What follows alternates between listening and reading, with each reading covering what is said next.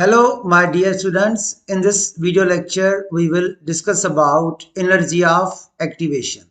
This topic is from your first year biology book, chapter number 2, Enzymes, Synth Text Board.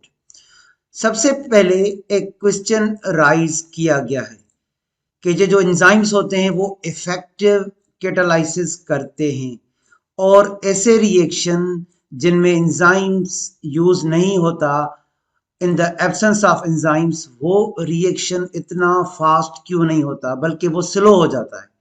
तो इस paragraph से ये पता चलता है कि जब भी हम एंजाइम यूज करेंगे तो rate of reaction speed up होगा और अगर हम एंजाइम यूज नहीं करेंगे तो वो रिएक्शन स्लो हो जाएगा क्योंकि एंजाइम एनर्जी ऑफ एक्टिवेशन को डिक्रीज कर देता है जिसकी वजह से rate of reaction speed up हो जाता है। तो अब आप पूछोगे what is energy of activation, हम एनर्जी ऑफ एक्टिवेशन को कैसे डिफाइन करेंगे। डियर स्टूडेंट्स, यहाँ पे आपको एक ग्राफ नजर आ रहा है और इस ग्राफ में यहाँ पे आपको रिएक्टेंट नजर आ रहा है। डियर स्टूडेंट्स, इस रिएक्टेंट के पास अपनी एनर्जी होती है, जैसा कि यहाँ लिखा गया है reactant has its own energy, मगर इसके पास इतनी एनर्जी नहीं कि उस एनर्जी से यह खुद को प्रोडक्ट में कन्वर्ट कर सके। तो अगर हमें इस रिएक्टेंट को प्रोडक्ट में कन्वर्ट करना है तो हमें इसको एक्स्ट्रा एनर्जी सप्लाई करनी पड़ेगी। जितना मैं ग्राफ बना रहा हूं इसको कहते हैं ई ए, एनर्जी ऑफ एक्टिवेशन। तो हमें रिएक्टेंट को प्रोडक्ट में कन्वर्ट करने के लिए एक्स्ट्रा एनर्जी देनी पड़ेगी, इसको कहते हैं energy of activation. In order to transform reactants into products, extra energy is supplied from the surrounding। अगर हमें प्रोडक्ट में रिएक्टेंट को कन्वर्ट करना है तो उस रिएक्टेंट को हमें एक्स्ट्रा एनर्जी देनी पड़ेगी। So this is the definition of activation energy, energy of activation. Activation energy is defined as minimum amount of extra energy, dear students, extra energy required by the reactant molecule to get converted into product। तो ये जो हम reactant के पास energy है उससे कुछ ज्यादा energy हमें सिस्टम से सप्लाई करनी पड़ेगी, इसको हम कहेंगे एनर्जी ऑफ एक्टिवेशन। अब देखें, ये जो हमने ज्यादा एनर्जी दे दी रिएक्टेंट को प्रोडक्ट में कन्वर्ट करने के लिए, हमारे पास ये एक एनर्जी बैरियर आ गया और इसको ओवरकम करना है रिएक्टेंट को। Reactant must overcome the energy barrier to get to the other side. अब इस रिएक्टेंट को दूसरी साइड पे आना है, प्रोडक्ट में कन्वर्ट करना है, तो इसको एक पुश चाहिए, एक धक्का चाहिए, जो कि हम जिसको डिस्कस कर रहे हैं एज एनर्जी ऑफ एक्टिवेशन। देखें डियर स्टूडेंट्स, इस ग्राफ को देखें, यहाँ पे इस पर्सन को ये ऑब्जेक्ट माउंटेन की दूसरी तरफ फेंकना है। तो अब ये पहले अपहिल जाएगा, एनर्जी यूज करेगा, पुश करेगा टॉप तक इसको एनर्जी चाहिए। इस पुश को हम कहेंगे activation energy. Think of activation energy as the barrier required to make the product. अब देखें, यहां से यहां तक टॉप तक पहुंचने के लिए एक एनर्जी का बैरियर रिक्वायर्ड है, जिसे हम कहते हैं एनर्जी ऑफ एक्टिवेशन।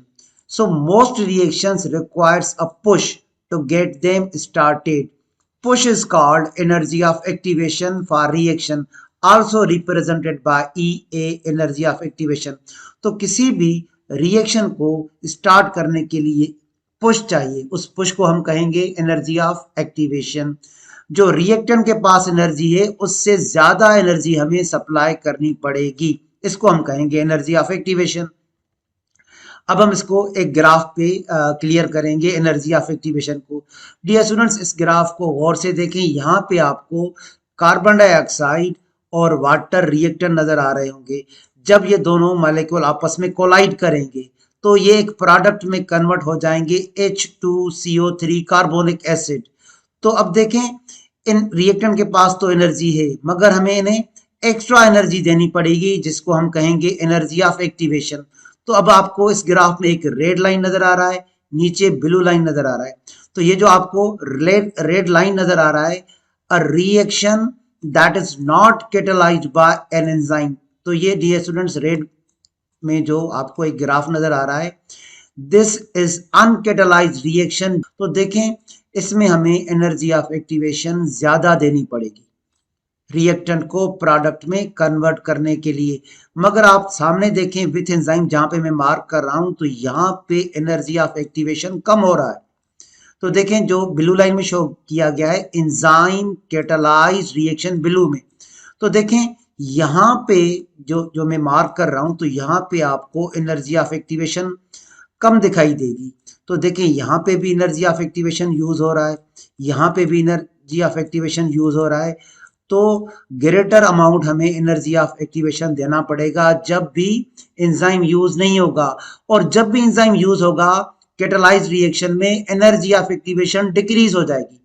देखें dear students, an uncatalysed reaction involves high activation of energy, क्योंकि उसमें कैटालिस्ट यूज नहीं हुआ, उसमें एंजाइम यूज नहीं हुआ, ये रिएक्शन स्लो भी होगा और इसमें ज्यादा एनर्जी ऑफ एक्टिवेशन का इनपुट देना पड़ेगा।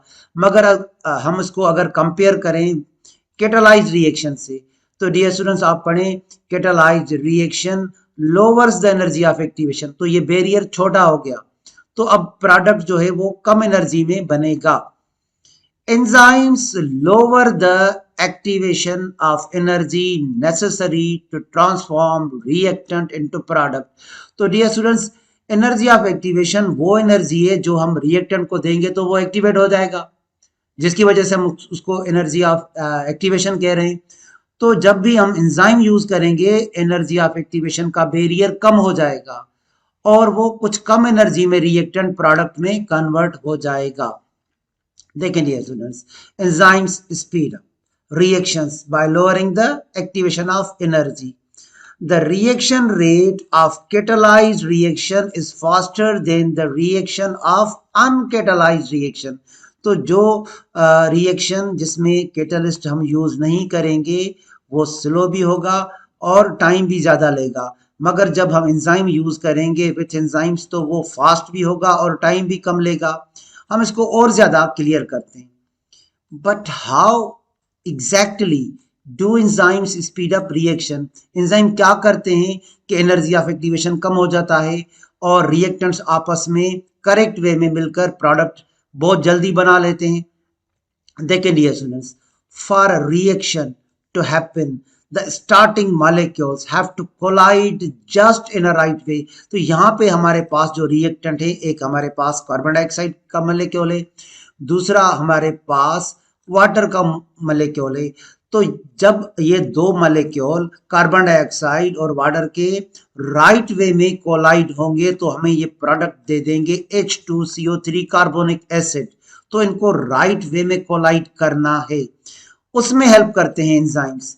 Enzymes help by putting substrate in the right position to react.